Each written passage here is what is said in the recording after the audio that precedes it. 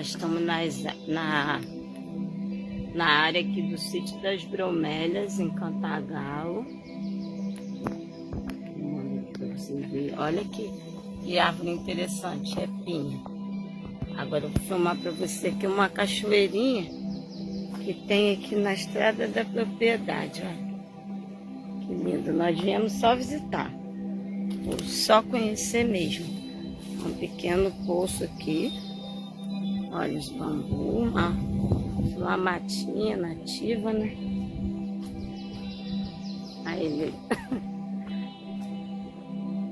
Aqui é o Sítio das Bromélias.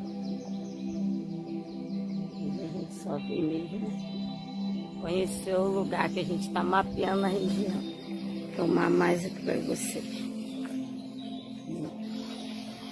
Um pequeno rio. Uma espécie de bromélia aqui, ó. Isso aqui tem tipo uma bananeira aqui, bastante jiboia. Ó, vou olhar aqui lá pra cima, tá uma matinha nativa. Aqui na entrada mais jiboia. Planta, né, jiboia? Aqui na região tem muita.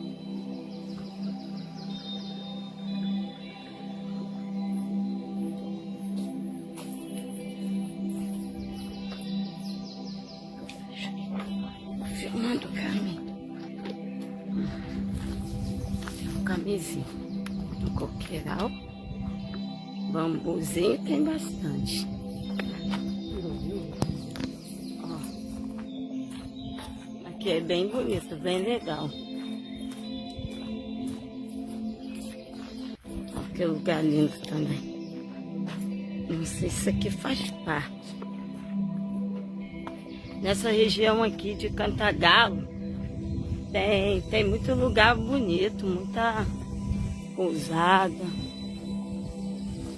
muita chácara assim, de entretenimento. Ó, tirolesa.